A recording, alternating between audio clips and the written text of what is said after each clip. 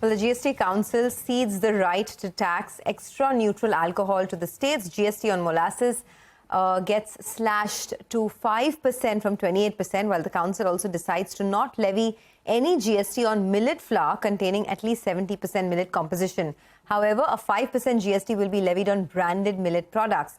Well, the government has, called 2023 the year of the millet, so hence they've made this decision.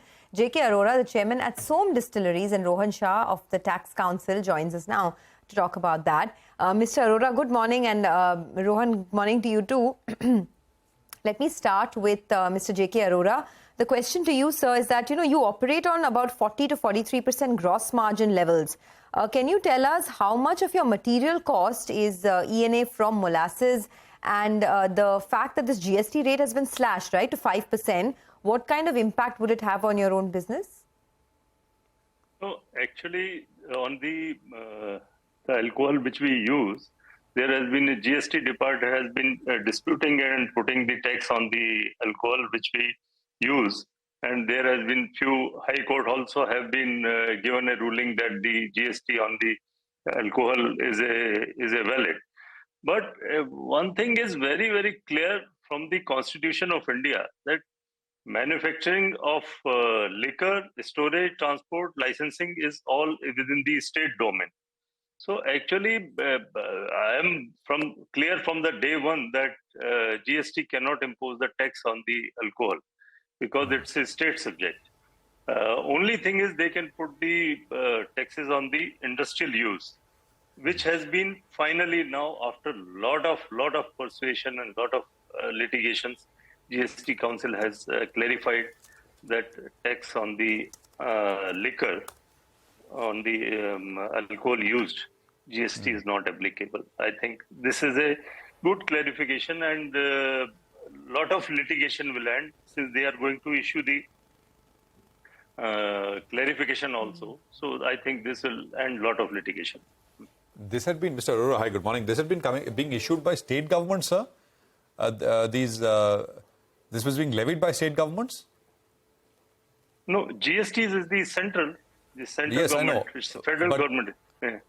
But there were some appeals, etc. I think in Uttar Pradesh, for example, there was some... Andhra. Correct. So there was some dispute going on, right, at the courts? Yes.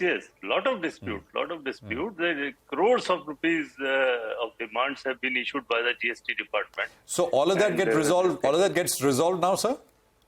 Yes, of course, because it is the clarification is a very, very much.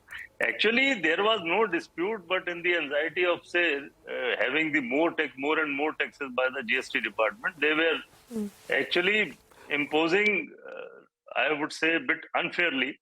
But because Constitution is very, very clear, and the Constitution is above all acts, law, high courts, it's above all, it is this thing. So I don't think this thing, but finally, anything, it is cleared by the GST themselves. So it is a nice, I would say, it's a good development for the industry.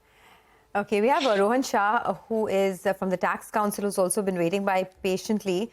There is a GST that has been imposed on corporate guarantees, that 18% level. I just wanted to understand what is your view on that, and how do you think, what would be the way forward now? Yeah, so the GST on corporate guarantees, I think, has been a contentious issue for the last 6 or 7 years. And there have been a series of demands in relation to those. And the stance of most industries has been that it's nothing but a financial facilitation, typically given by a parent or a holding company. And from that perspective, there's no rendition of service, because the parent or the holding company is really doing this in a way to sort of address cash flows or capital contributions into a subsidiary, which, if they can get that through a corporate guarantee or a bank guarantee, effectively assists them and aids them also. So from that perspective, this has been contentious. The fact that they now clarify that it will be liable, I think, raises the other issue that therefore is this liability only prospective? Because if it is prospective, then all these past demands ought to go. If they say it is clarificatory, then of course these past demands in a way are affirmed. But to my mind, the way in which the change comes in, and at 18%, it's quite clear that this should now be prospective, and whatever is the litigation in which is already embedded in the system should, in a manner, now go away, because the tax, if at all, can only come from the new date that is notified. But will we get a separate kind of clarification to say whether this is clarificatory in nature, as you said, or this is the earlier demands will stand? I mean, what's the... Look, given the amount of litigation that there is, I think there will still be some amount of push and pull, but the way in which this is drafted, I would think it is prospective, and yes, they will probably issue a clarification to say that it is prospective and all of the past demands therefore should abate. On the other issue, which is online money gaming, casinos, etc., that issue is also settled now, Mr. Shah? Not really.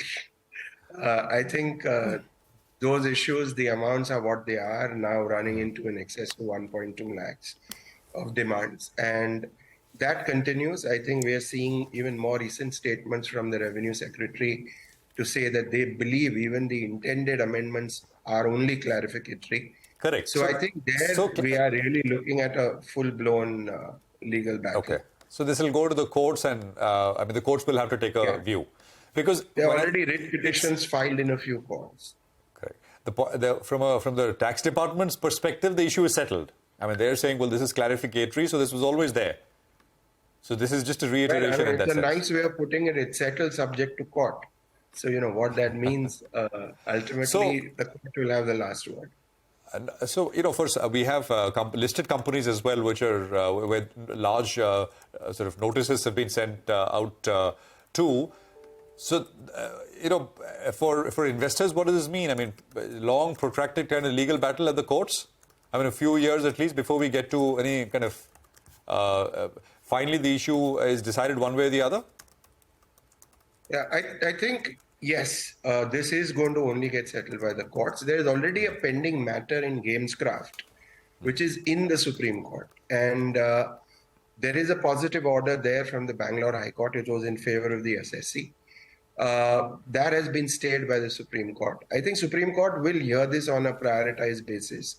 So while it will get settled by litigation, I don't think the issue will pend for very long, because I think the Supreme Court will find a suitable date in its calendar to, take up this issue and deal with it. All right, we'll leave it at that. Thanks a lot for joining in and talking about the GST Council meeting and the implications that it would have. By the way,